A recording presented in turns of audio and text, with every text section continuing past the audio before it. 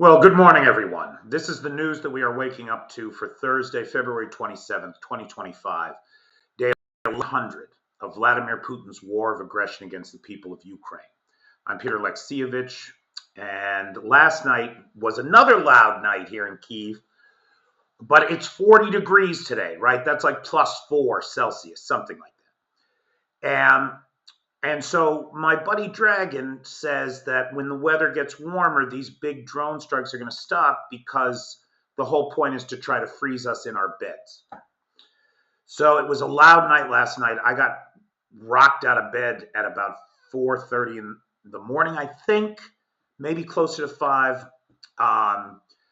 The Russian Federation sent 166 drones at the territory of Ukraine last night. Of that 166, 162 were intercepted, shot down, or taken out with active countermeasures. That's a 97.6% interception rate. But in that 2.4% that got through, this is what we saw. Now, if you listen, you can hear that engine noise, which I've sometimes recorded from the balcony here for videos. And that, to me, looks like an awfully big explosion. That looks like a high impact charge. And we've had reports that the Russians have been increasing the amount of explosives they've been able to pack into their version of the Shaheds that they're producing at a factory in Tartaristan. And that would certainly seem to be the case. Now, among those that were killed in last night's attacks, here in Kyiv, we lost Ukrainian journalist Tatiana Kulik and her husband, Dr. Pavlo Ivanchev, who was the head of the Department of Surgery at Bogomolets National Medical University. Now, these were very accomplished people, very well-known people. Is it possible that their home was the actual target of this attack for some reason? I mean, how many of these drones that get, if that's true, how many of these drones that get taken out were targeting other? Remember when the Russians first invaded, when they lost the battle for Kyiv and the command and control headquarters for the Russian army were taken, among the documents found was a list of those who were meant to be executed as soon as Kyiv was taken.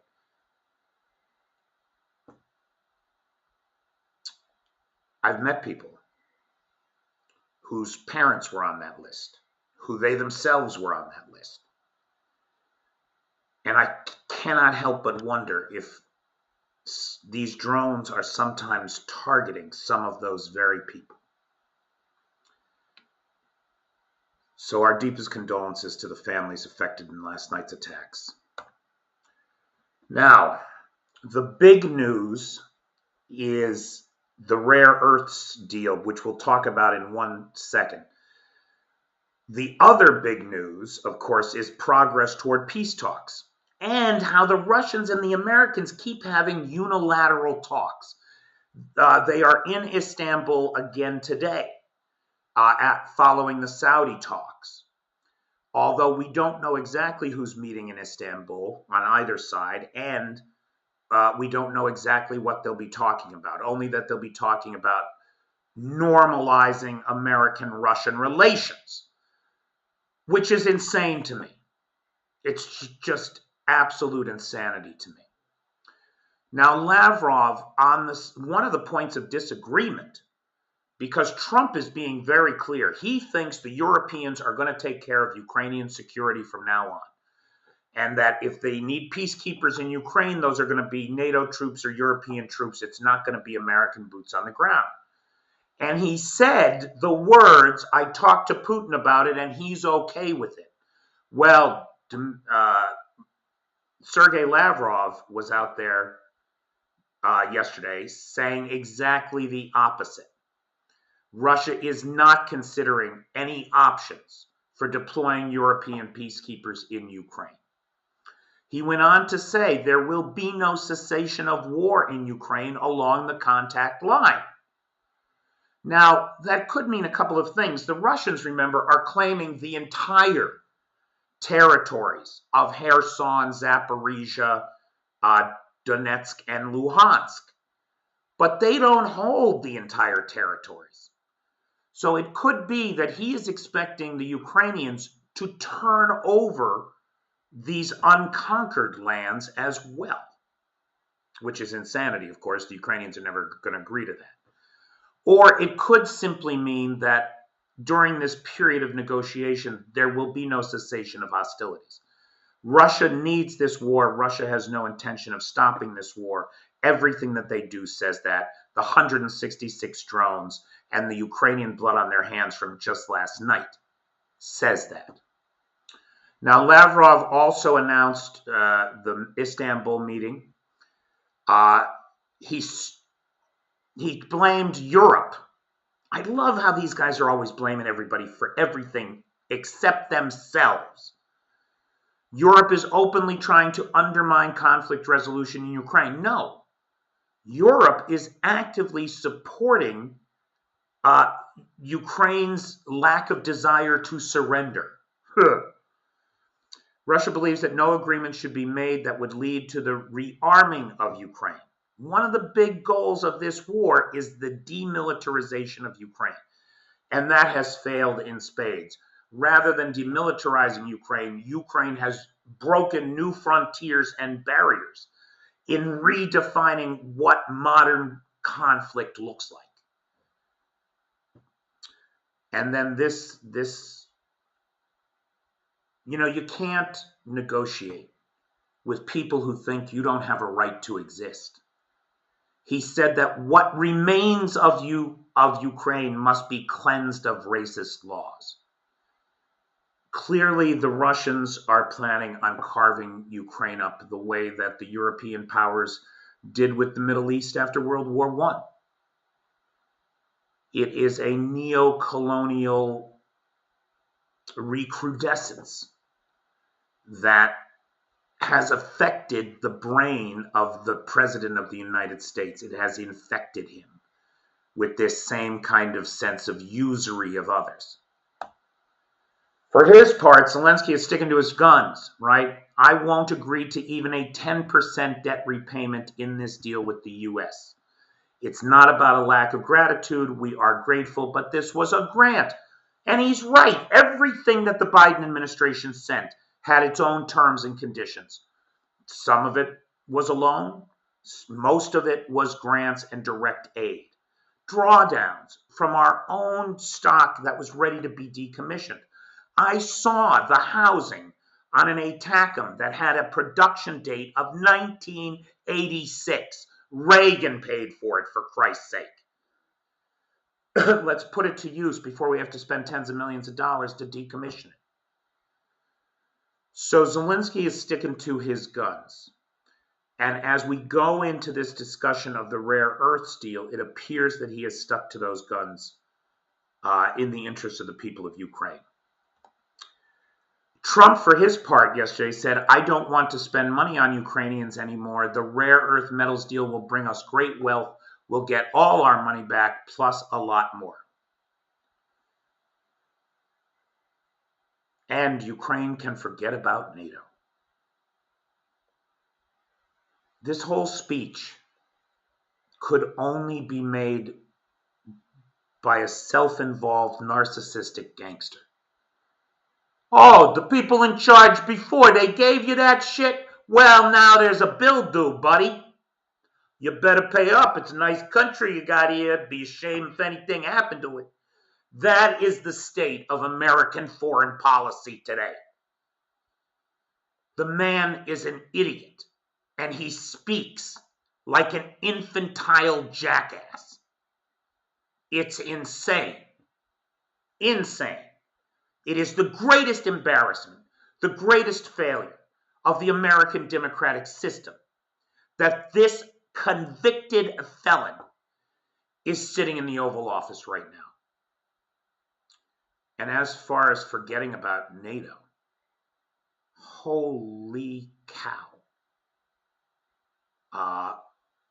Ukraine is supposed to be on an irreversible course toward NATO membership.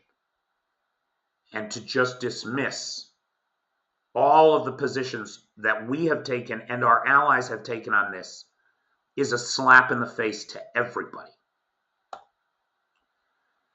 Now, here's what we know about the rare earths deal, right?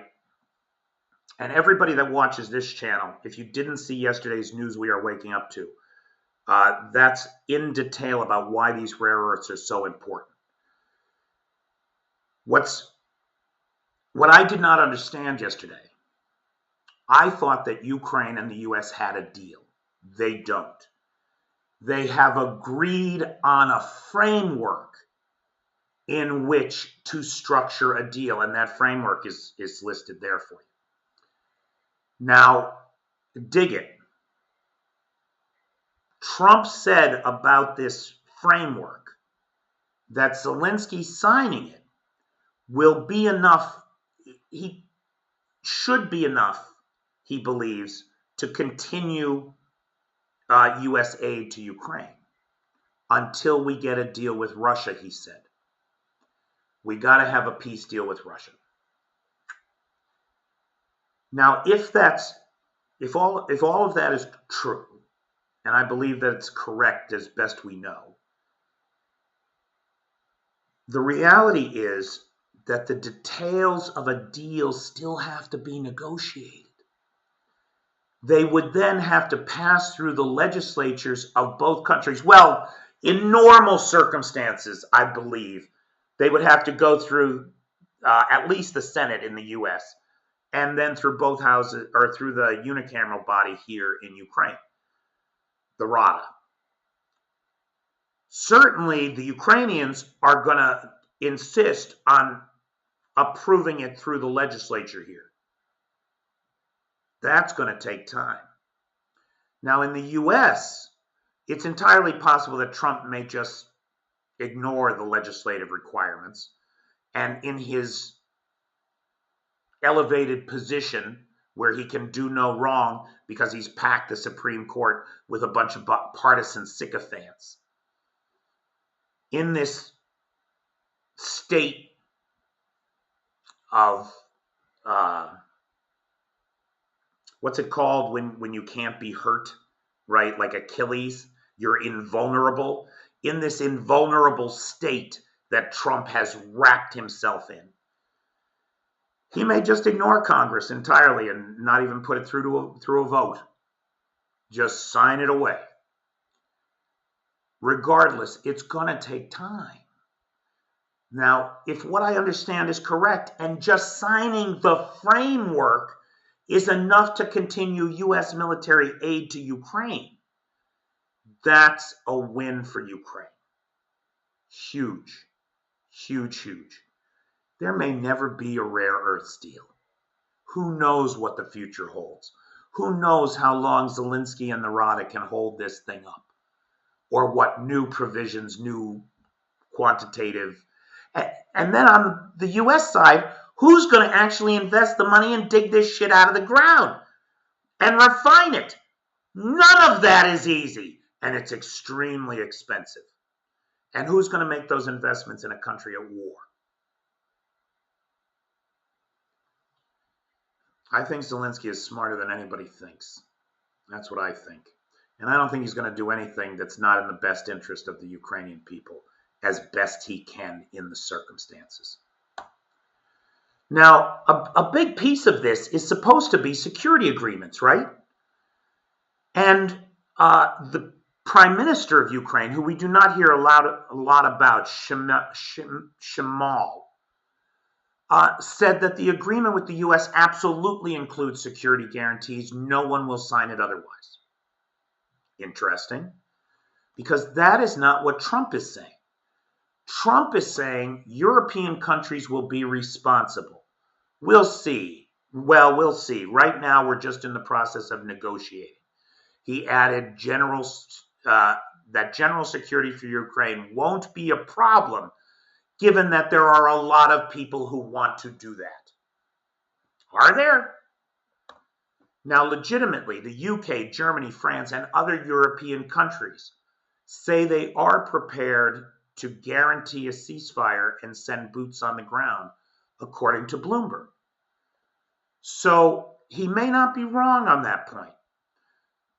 The question is, can these European countries come up with the 70,000 troops it's estimated you would need to stand between two armies of 1 million men each that have spent the last 10 years shooting at each other?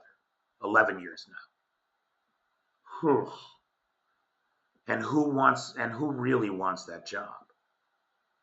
So we'll see what happens. And again, remember, the Russians are saying it's a non-starter. They will not have NATO troops or European troops in the occupied territories. They won't have it. Now, we talked on last night's live a little bit about this guy, Georgescu. This is the pro-Russian Romanian candidate for president or prime minister, sorry. I can never keep them straight. In Romania, who won the lion's share of the primary, the first vote, the first round of voting. These guys have rounds of voting. Somebody's got to get 50% before there's a winner declared, right? Well, after the election, evidence came to light of problems with this guy. And the Supreme Court of Romania threw out the election results.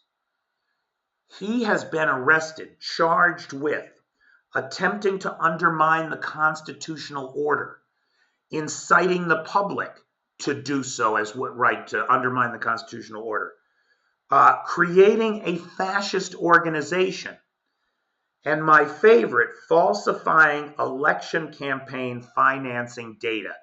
There's an understatement, because according to him, he had no campaign budget at all, except it turned out that Russia had been secretly financing bot farms to the tune of millions of dollars in order to spread disinformation and get this guy the votes he got.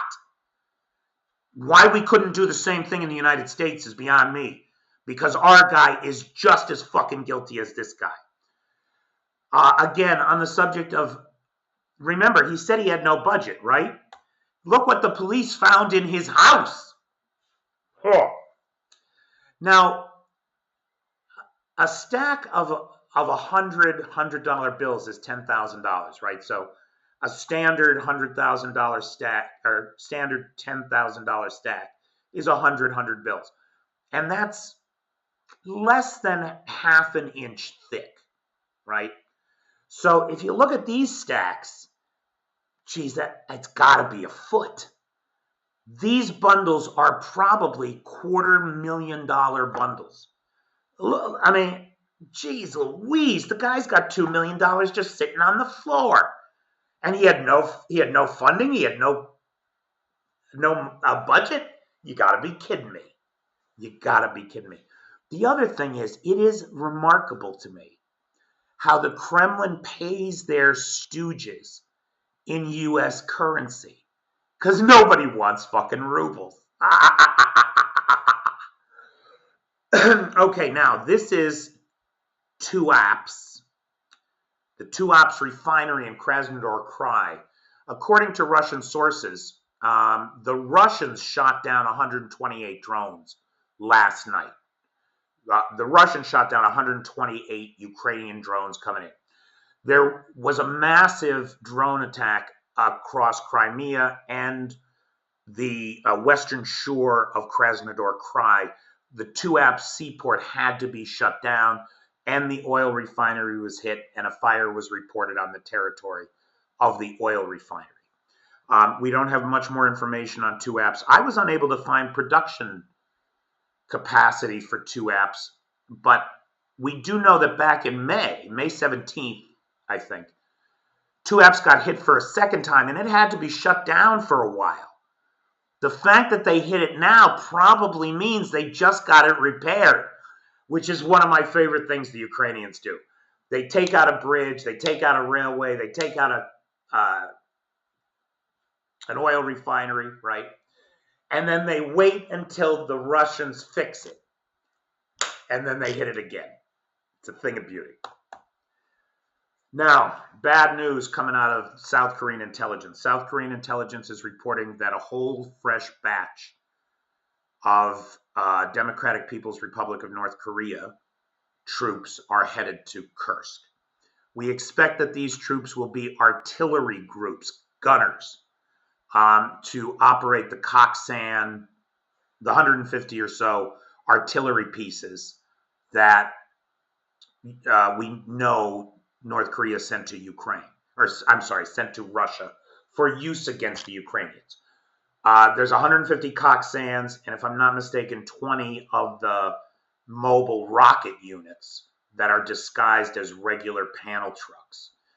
And rocket men and artillery men are supposed to be on their way to operate that equipment. We don't know how many North Koreans are in this tranche. Finally, now for those of you who watch the channel regularly, you may recall on last Friday, I think it was, I mentioned that there was something to watch happening in Romania, that the lower house of the parliament had passed a bill that would make it lawful for the Romanian military to shoot down or otherwise using active countermeasures like electronic warfare, disable incoming missiles and or drones that invade their airspace. That's something that no one has done. None of the neighboring countries. We saw missile fragments or missiles land in Poland. We've seen Polish airspace violated repeatedly. We've seen Slovakian, Romanian, and Moldovan airspace violated. No one has been willing to shoot these things down, except the Belarusians. When the Ukrainians divert Russian drones to Belarus, they shoot them down. But other than that, nobody else is doing it. It is my pleasure to tell you that yesterday the upper house of the Romanian parliament passed that bill and that the president is expected to sign it. And so now I think about this like maybe this could be like with the tanks. Remember when nobody would send tanks until the UK did, then the US did, then Germany did, then everybody could send tanks. Maybe if Romania starts shooting shit out of the sky, Poland and others will follow. And maybe they won't, maybe they'll stop waiting until it actually invades the airspace. Maybe they'll start shooting them down when it looks like they're going to invade the airspace. That would be a big help to the Ukrainians, certainly. So we'll see. Keep your fingers crossed, but this might be some good news. All right, that's it for me. That's the news we are waking up to for Thursday, the 27th of February. I'm Peter Alexievich, and I'll see you in the live tonight.